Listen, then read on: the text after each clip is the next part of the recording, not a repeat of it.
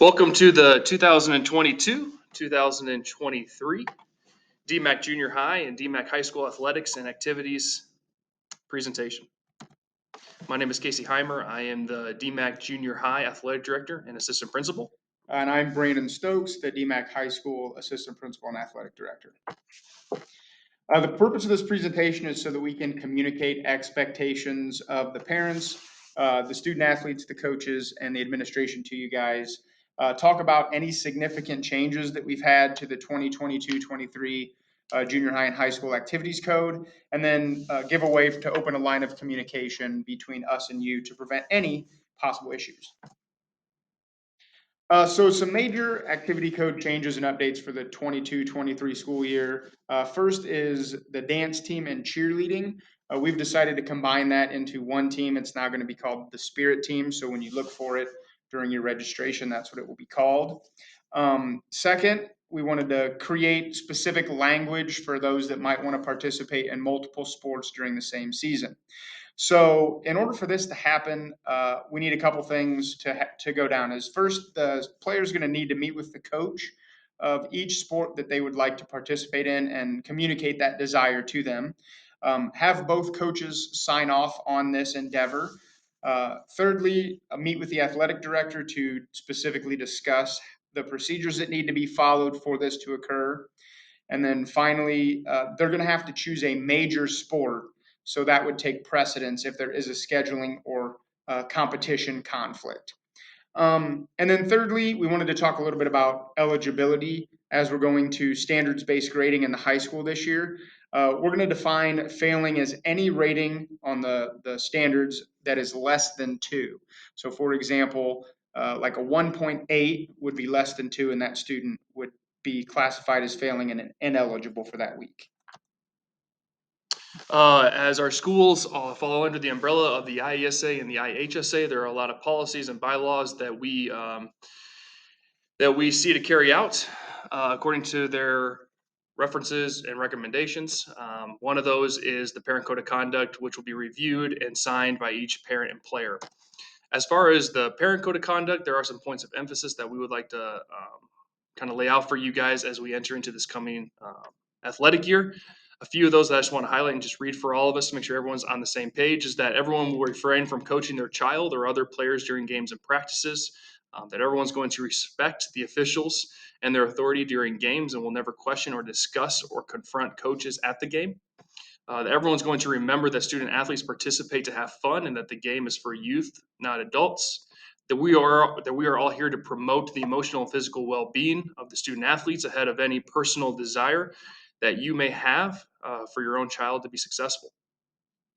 We will not encourage any behaviors or practices that will endanger the health and the well-being of any student athletes. Please acknowledge that you or any guest will be a positive role model for your child and that you all will encourage sportsmanship by showing respect and courtesy and by demonstrating positive support for all players, coaches, officials, and spectators. You and any guest will not engage in any unsportsmanlike conduct with any official, coach, or player. And please acknowledge that by violating any of these highlighted policies or any of the 12 bylaws within our Parent Code of Conduct, that you understand that any violation of this code of conduct will be cause for dismissal, suspension, or permanent expulsion from future athletic contests. So in order for your athlete to be approved to participate in athletic events, we have some required documents for you. You can see they need to have an athletic physical. Make sure that you sign it and submit it to the office. If you sign it and email it, that is acceptable also. Know that physicals are good for 395 days. So you will get a notification from 8 to 18 when your physical is set to expire so that you can renew it. You'll also need to make sure that you read and sign the code of conduct, both the parent and the player. Have the IHSA or IESA concussion form filled out, the photo release, insurance form, and your drug testing consent form for high school students only. The activity fees here are listed. They are different from high school to junior high. You can see it laid out. Any activities, $35. First sport, $65. For multiple sports or activities, there's a $100 maximum at the high school. Yeah, I'll let you guys read the junior high activity fees, but just know that for our district families, there is a max included for our junior high and our high school student athlete families of $200. For academic eligibility, this is set forth by the IHSA. So we check eligibility on the Thursday of each week, and that's so that we can give the students and the coaches time to prepare or come up with a plan for the following weeks. Any student that's failing one class in the high school is going to need to report to a study hall, remedial study hall, to remain eligible for that week. If they do not attend, they will be ineligible. If they're failing two or more classes, they are considered ineligible for the following week competition. If your student is ineligible, they have to be notified on Friday. And just so you know, eligibility runs from the Monday through Sunday of that following week. Junior high set up very similarly. We check eligibility every Thursday as well. Students must be passing per week, every week that I check that. In order to be eligible to participate in their athletics, student athletes must be passing all of their 6 subject areas.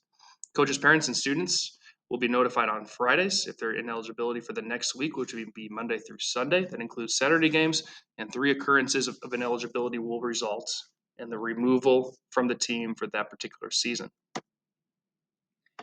Transportation, it's important to note for high school, all student athletes must ride the bus to the event.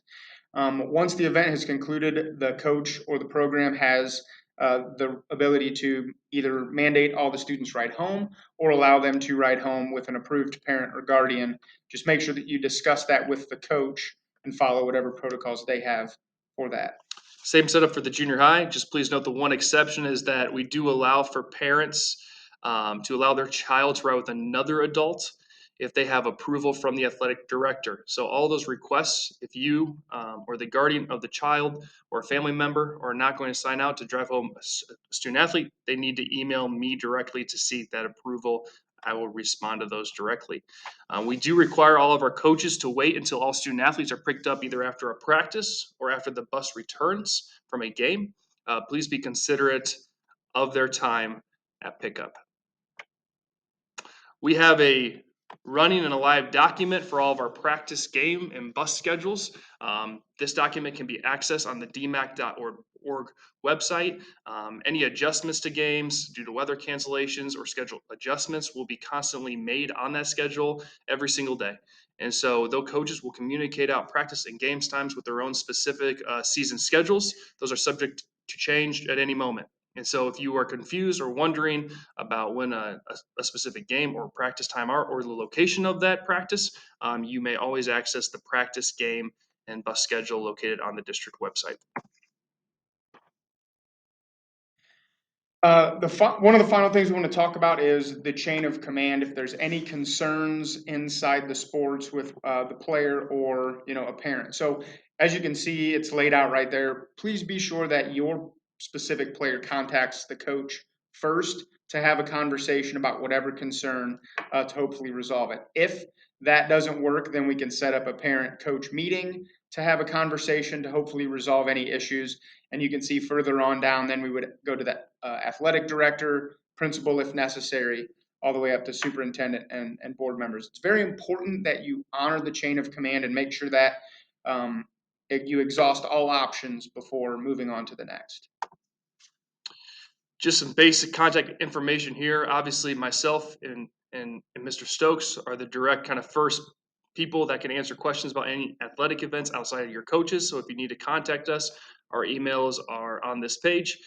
If for some reason you're not getting a response from us for whatever reason, we also have included our principals' emails as well for direct contact. As I referenced earlier, 8 to 18 can be accessed from our DeeMack website at deemack.org.